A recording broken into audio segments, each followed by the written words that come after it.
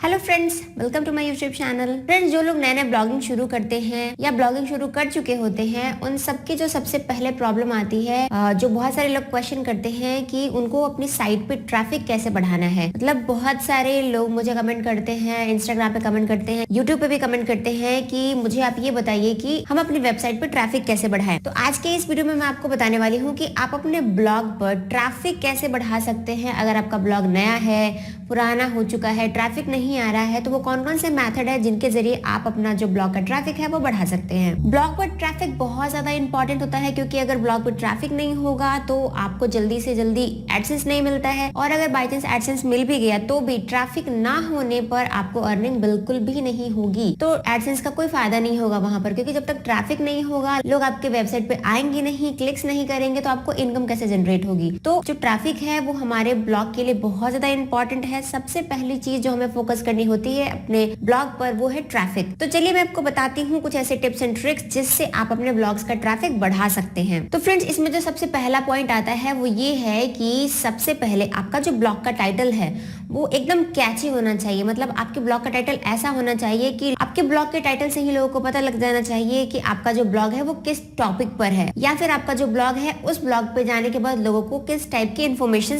Provide होने वाली है। ऐसा टाइटल चूज करिए बहुत अट्रैक्टिव हो, लोगों का उसको क्लिक करने का मन करे। दूसरी इंपॉर्टेंट चीज होती है आपका टेम्पलेट। आपका टेम्पलेट बहुत ज्यादा मैटर करता है कि आपका जो टेम्पलेट है वो इजी लोडेड है, मोबाइल फ्रेंडली है या नहीं है, क्योंकि पीसी पे बहुत सारे जो टेम्पलेट्स होते हैं वो चल जाते हैं, लेकिन बहुत सारे टेम्पलेट्स मोबाइल पे वर्क नहीं करते हैं। तो आपका जो टेम्पलेट जो आप यूज कर रहे हैं वो प्रोफेशनल दिखना चाहिए, इजी टू यूज होना चाहिए, उसका नेविगेशन इतना अच्छा होना चाहिए कि लोगों को हर चीज के बारे में पता लग जाए कि आपके ब्लॉग पे क्या क्या चीजें अवेलेबल है। इसके साथ अगर आपका जो ब्लॉग है वो मोबाइल पे ओपन हो रहा है, तो मोबाइल पे ओपन होने के बाद भी जो लोडिंग है वो स्पीड कम नहीं होनी चाहिए। आपके साइट की परफॉर्मेंस मोबाइल पे भी अच्छी होनी चाहिए, क्योंकि अगर ऐसा नहीं हुआ तो लोग आपके ब्लॉग को छोड़ के दूसरे ब्लॉग पे जाना पसंद करेंगे। और आपके ब्लॉग का जो टेम्पलेट है उसका जो डिजाइन है वो आपका जो निच है, जो टॉपिक है, उससे मैच करता हुआ होगा तो बहुत ही ज्यादा अच्छा होगा। आपके ब्लॉग पोस्ट के होम पेज पर random post, recent post, tags, label, categories, about us, contact us, ये सारी चीजें जरूर होनी चाहिए ताकि आपका जो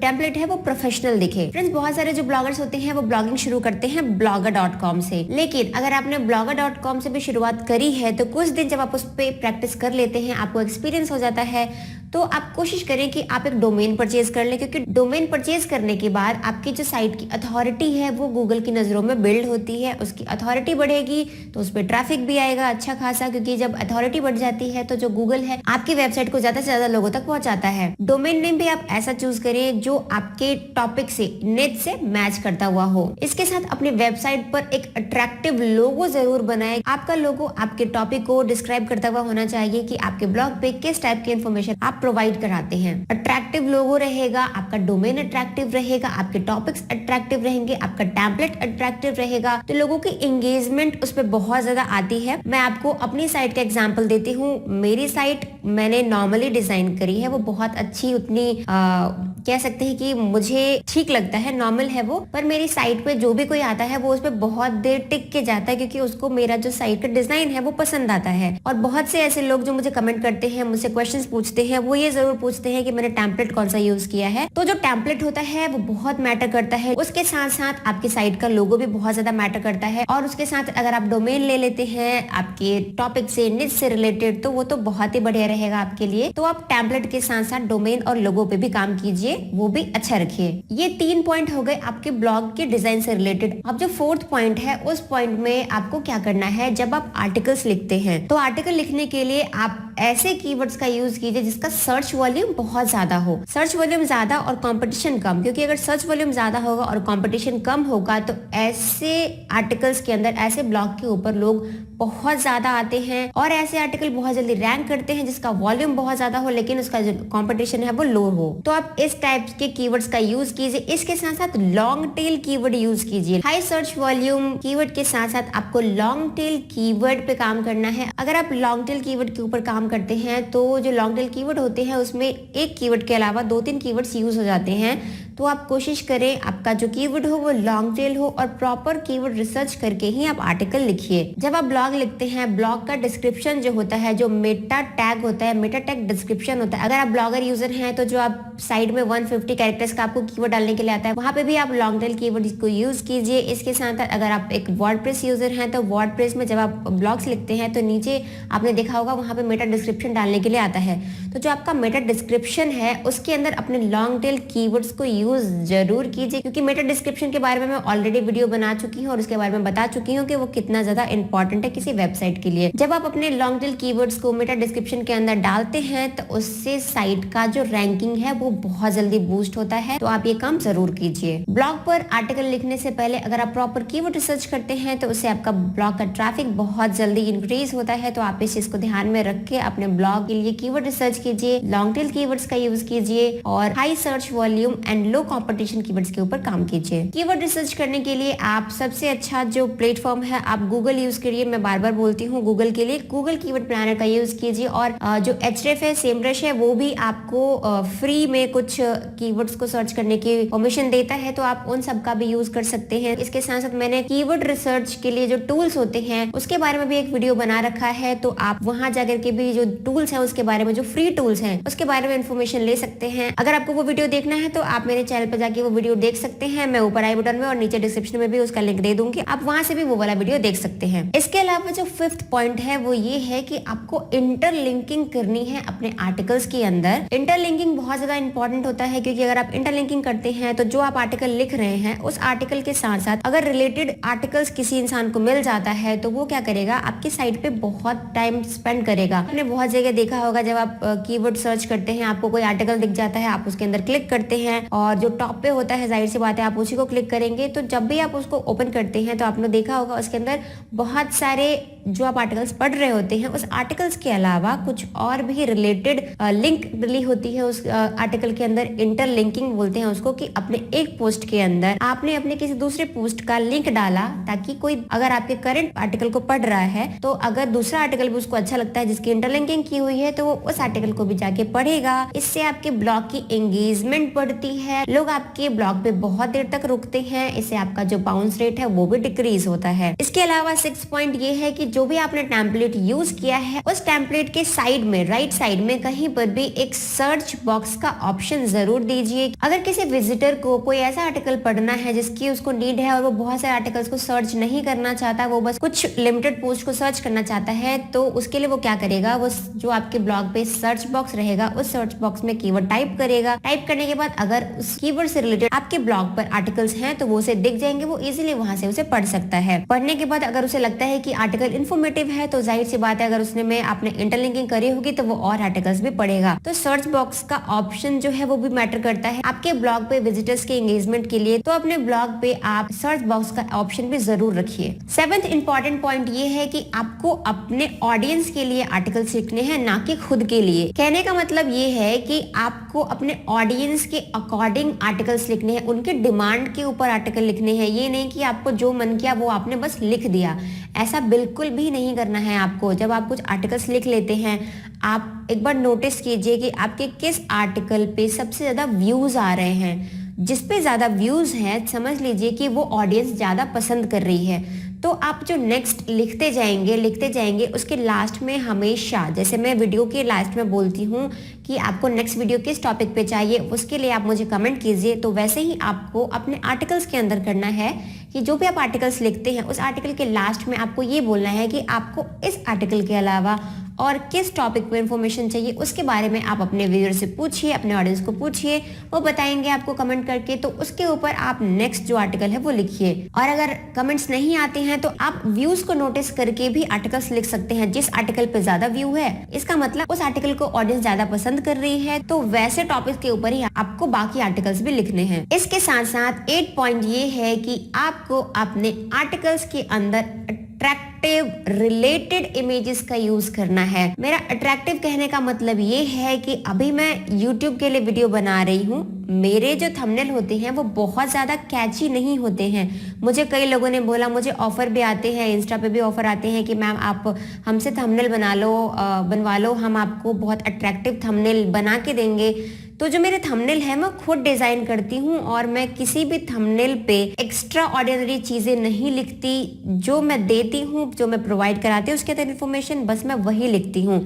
मैं आपको ये नहीं बोल सकती कि आप इतना ट्रैफिक मिलेगा, आपको ट्रैफिक कैसे इंक्रीज करना है, इतना ज्यादा कमाई कैसे होगा। ऐसा करने से क्या होगा, लोग क्लिक तो करेंगे मेरे वीडियोस को देखने के लिए, लेकिन वीडियो पूरा नहीं देखेंगे और अगर एक बार उनको उनसे रिलेटेड इन्फॉर्मेशन नहीं मिली तो वो नेक्स्ट टाइम मेरे वीडियो पे, मेरे चैनल पे नहीं आएंगे। तो ये गलती आपको नहीं करनी है। आपको अपने ब्लॉग पोस्ट के अंदर ऐसे इमेजेस का यूज करना है जो आपके आर्टिकल से रिलेटेड हो। रिलेटेड इमेजेस यूज करने के साथ साथ आपको उसके अंदर ऑल्ट टैग का भी यूज करना है। जैसा कि मैं ऑलरेडी कई वीडियोस में बता चुकी हूँ, आपको इमेजेस के अंदर ऑल्ट एट्रीब्यूट यूज जरूर कीजिए। उससे क्या होता है कि अगर कोई विजिटर गूगल पे कोई कीवर्ड सर्च करता है, वहां पे आपका आर्टिकल अगर रैंक नहीं कर रहा है, तो बाय चांस अगर आपने ऑल्ट एट्रीब्यूट यूज किया होगा, ऑल्ट टैग का यूज किया होगा, तो अगर फर्स्ट पेज पे या कहीं पे भी आगे में ही अगर आपका जो इमेज है वो शो कर जाता है, तो लोग इमेज पे क्लिक करके भी आपके आर्टिकल्स तक पहुंच जाते हैं। तो आपको अपने जो इमेज है उसको बहुत अट्रैक्टिव बना के रखना है। इमेजेस अट्रैक्टिव रखेंगे, रिलेटेड इमेज रखेंगे, तो उससे आपके ब्लॉग का इंप्रेशन बहुत अच्छा बढ़ता है। इसके अलावा जब भी आप आर्टिकल लिखते हैं तो आपको आर्टिकल्स के अंदर मिस्टेक्स नहीं करनी है। जब भी आप आर्टिकल्स लिखते हैं, प्रॉपर आर्टिकल लिखिए। पूरा आर्टिकल लिखने के बाद आप उसको रीड कीजिए कि कहीं पे भी कोई सेंटेंस तो मिस्टेक नहीं है, कहीं पे कोई वर्ड्स तो आपने गलत नहीं लिख दिया। जो आप समझाना चाह रहे हैं आपके ऑडियंस को, वो उसे समझ में आ रही है या नहीं। फ्रेंड्स, मैं अपनी तारीफ नहीं कर रही हूँ, पर मैं आपको एक चीज जरूर बताना चाहूंगी कि मेरा जो ब्लॉग है, मेरे ब्लॉग पे जितने भी विजिटर्स आते हैं वो लोग मुझे कमेंट करके पूछते हैं मुझसे कि क्या हम आपका आर्टिकल कॉपी कर ले, क्या आप हमें परमिशन देंगे कॉपी करने के लिए। बहुत सारे लोगों ने मुझे अप्रिसिएशन भी किया कि आपका लिखने का तरीका बहुत अच्छा है। लिखने का तरीका अच्छा होने से मतलब है कि मैं ये ट्राई करती हूँ अपने जो आर्टिकल्स है उसके अंदर कि मैं लोगों को समझा पाऊँ कि मैं क्या कहना चाहती हूँ। मैं अपने ऑडियंस के साथ एंगेजमेंट बिल्ड करती हूँ उस आर्टिकल के थ्रू। जैसे हम लोग नॉर्मली कॉन्वर्सेशन करते हैं, मैं इस टाइप से आर्टिकल लिखती हूँ कि लोगों को ऐसा लगे कि मैं उनसे बात कर रही हूँ, उनके सामने बैठ के उनसे बातें कर रही हूँ और उनको समझा रही हूँ। इस टाइप से मेरे आर्टिकल्स लिखने का तरीका होता है। तो लोगों को क्या होता है, उससे ऐसा लगता है कि उनको बहुत अच्छे से समझ में आ रहा है। तो मेरे पास कई सारे कमेंट आ चुके हैं इससे रिलेटेड, जिसमें मुझे अप्रिशिएशंस मिले हैं कि आपके लिखने का तरीका बहुत अच्छा है। तो अगर आपको आइडिया चाहिए तो आप आइडिया के लिए मेरे कुछ आर्टिकल्स को जाके पढ़ सकते हैं। वहां से आपको आइडिया मिल जाएगा कि किस तरीके से आर्टिकल लिखना है।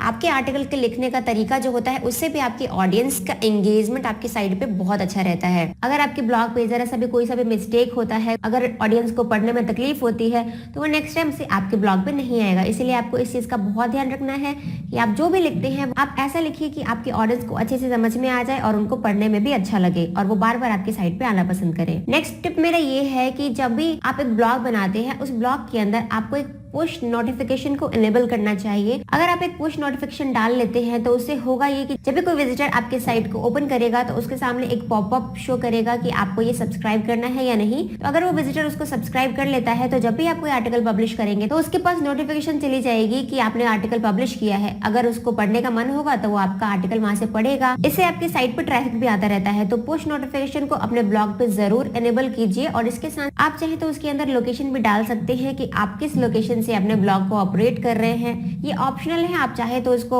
लगा सकते हैं, अदरवाइज इसे स्किप भी कर सकते हैं। 11th पॉइंट में मैं ये बताऊंगी कि जब भी आपको कोई भी विजिटर, कोई भी आपकी ऑडियंस आपको कमेंट करती है तो आप उसका फटाक से रिप्लाई कीजिए। किसी भी तरीके के डाउट्स के लिए अगर कोई क्वेश्चन करता है आपको तो आप उसका आंसर फटाफट कर दीजिए। इससे होगा ये कि उस विजिटर का आपके ऊपर ट्रस्ट बढ़ेगा कि ये मेरी हेल्प कर रहा है, ये मुझे कमेंट में आंसर कर रहा है फटाफट। तो उससे वो ऑडियंस बार बार आपके साइट पे आना पसंद करेगी। अगर आप उसके जो क्यूरियोसिटी होती है, जो उसको आप सेटिस्फैक्टरी आंसर दे देते हैं, तो वो बार बार आपके ब्लॉग पे आना पसंद करेगा। तो ये चीज आप हमेशा ध्यान में रखिए कि जब भी आप आर्टिकल लिखते हैं उसके अंदर आपको रिक्वेस्ट करनी है कि आपको नेक्स्ट आर्टिकल किस टॉपिक पे चाहिए, आप वो कर सकते हैं। इसके अलावा इससे आपको एक कीवर्ड का भी आइडिया मिलता रहेगा कि आपके ऑडियंस को किस टाइप के आर्टिकल्स आपके ब्लॉग से चाहिए, तो उसके हिसाब से आप नेक्स्ट आर्टिकल लिख सकते हैं।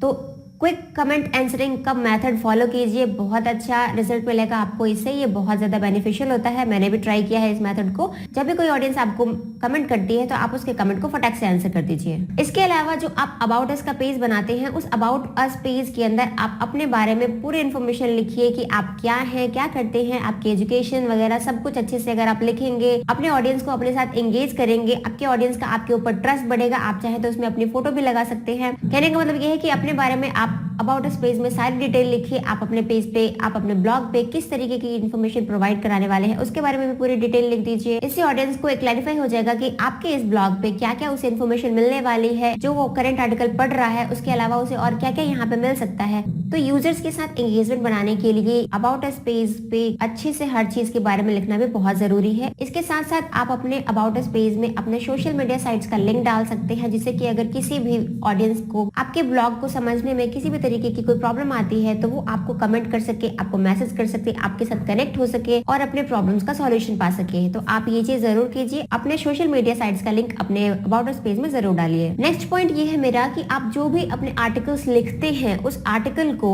अपने हर सोशल मीडिया साइट्स पे आपको पब्लिश करना है। आप ज्यादा से ज्यादा सोशल मीडिया साइट्स पे अपने अकाउंट्स बनाइए, जैसे कि फेसबुक हो गया, ट्विटर हो गया, लिंक्डइन हो गया, इंस्टाग्राम है, टम्बलर है, मीडियम है। ये सारे के सारे ऐसे साइट्स हैं जहाँ पे आप अपने कंटेंट को शेयर कर सकते हैं। तो इन सभी साइट्स पे आप अपना अकाउंट क्रिएट कीजिए और इन सभी जगहों पे अपने आर्टिकल को शेयर कीजिए। शुरुआत में गूगल आपको अलाउ करता है कि आप सोशल मीडिया से ट्रैफिक ला सकते हैं, लेकिन जैसे ही आपको एडसेंस मिलता है उसके बाद आपको 70% ऑर्गेनिक ट्रैफिक चाहिए होता है, बाकी 30% आप अदर सोर्स से भी ट्रैफिक ला सकते हैं। एडसेंस मिलने के बाद भी आप अपने आर्टिकल को सोशल मीडिया साइट्स पे शेयर कर सकते हैं, उसमें कोई इशू नहीं है। बस इसी बात का ध्यान रखना है कि आपका 70% जो ट्रैफिक है वो ऑर्गेनिक होना चाहिए। इसके अलावा आप एक और काम कर सकते हैं, जब भी आप आर्टिकल पोस्ट करते हैं उसका आपको एक टाइम डिसाइड कर लेना है कि आपको इसी टाइम पे अपने आर्टिकल को पब्लिश करना है।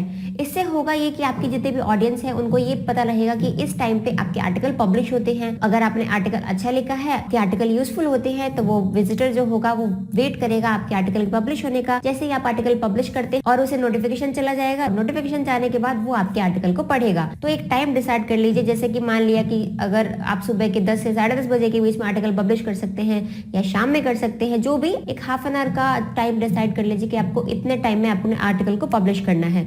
उस टाइम पे आपकी ऑडियंस वेट करेगी कि आप उस टाइम आर्टिकल पब्लिश करने वाले हैं और उसी टाइम आपका जो ट्रैफिक है वो बढ़ेगा। इसीलिए आपको आर्टिकल पब्लिश करने के लिए एक टाइम डिसाइड करना चाहिए। इसके अलावा एक और चीज आपको बहुत ध्यान रखने वाली बात यह है कि जब भी आप ब्लॉगिंग की शुरुआत करते हैं, ये जितने भी नए ब्लॉगर्स होते हैं ब्लॉगिंग शुरुआत तो कर लेते हैं लेकिन ट्रैफिक नहीं आता या व्यूज नहीं आते, तो इससे क्या होता है वो बहुत जल्दी फेडअप हो जाते हैं और सोचते हैं कि यार मुझे तो व्यूज ही नहीं आ रहे, मैं आर्टिकल डाल के करूंगा क्या, पब्लिश ही नहीं करते।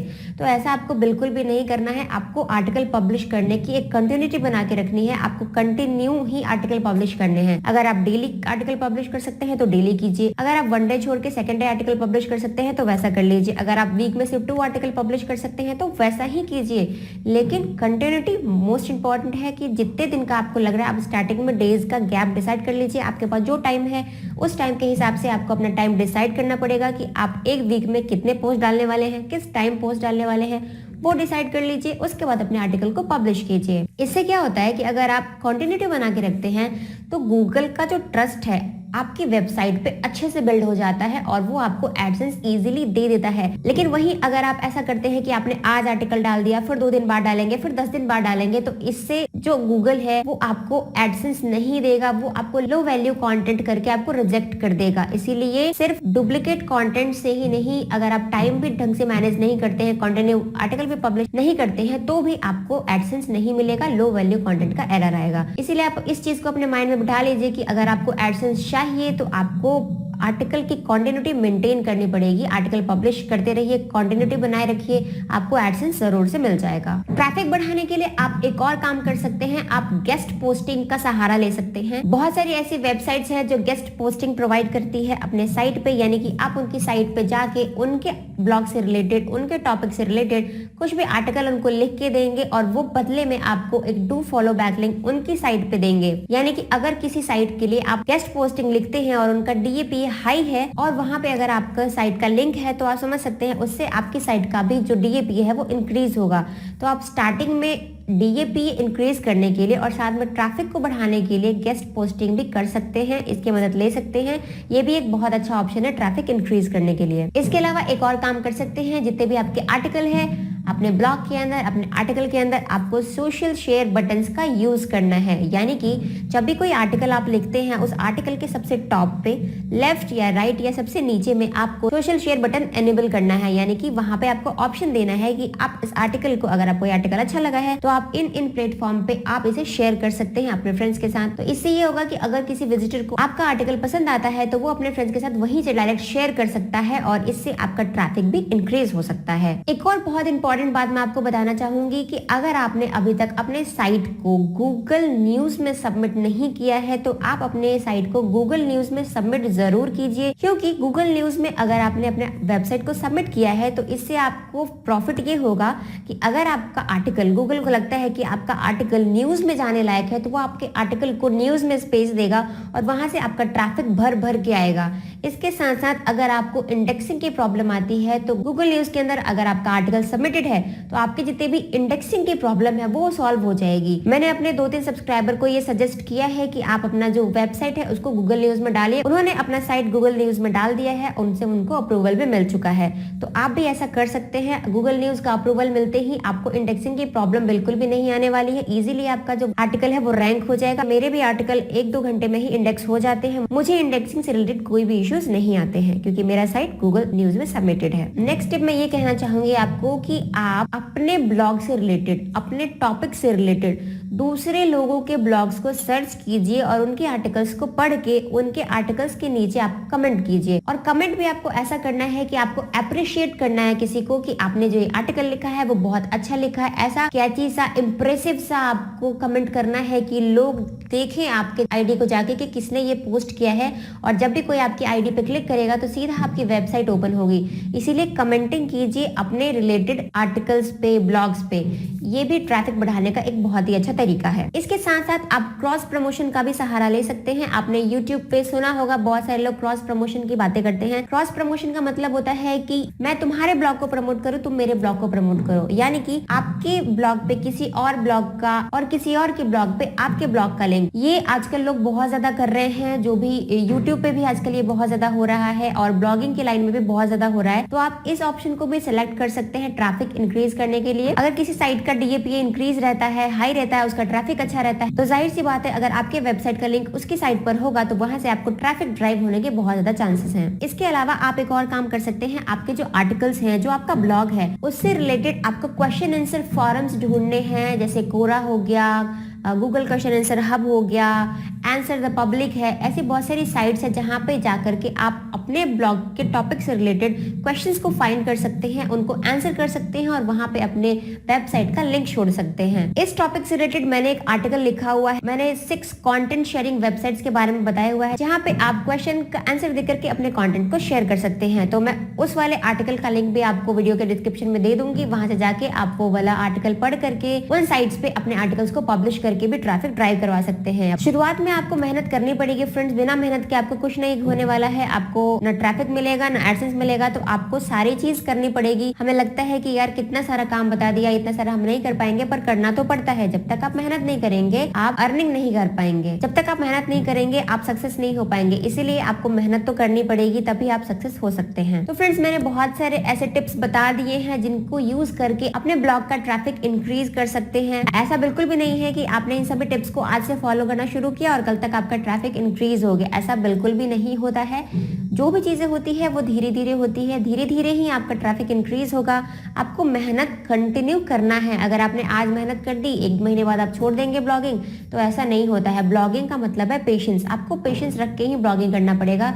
जब तक आप पेशेंस रख के ब्लॉगिंग नहीं करेंगे, ना तो आप सक्सेस हो सकते हैं इस लाइन में, ना ही आप अर्निंग कर पाएंगे। तो ब्लॉगिंग के लिए आपको पेशेंस की जरूरत है। पेशेंस रखिए, ब्लॉगिंग शुरू कीजिए, कंटिन्यू मेहनत करते रहिए, आपको सक्सेस भी मिलेगी और अर्निंग भी डेफिनेटली होगी। तो आपको आज का मेरा ये वीडियो कैसा लगा मुझे कमेंट में जरूर बताइएगा। आज का वीडियो अगर आपको अच्छा लगा होगा तो वीडियो को लाइक जरूर कर दीजिएगा। चैनल पर पहले बार विजिट कर रहे हैं तो चैनल को सब्सक्राइब जरूर कर लीजिए और बेल नोटिफिकेशन को ऑन जरूर कर दीजिए ताकि मेरे लेटेस्ट वीडियो के अपडेट्स आपके पास सबसे पहले पहुंचे। तो फ्रेंड्स, आज के लिए इतना ही। मिलते हैं नेक्स्ट वीडियो में। Bye bye.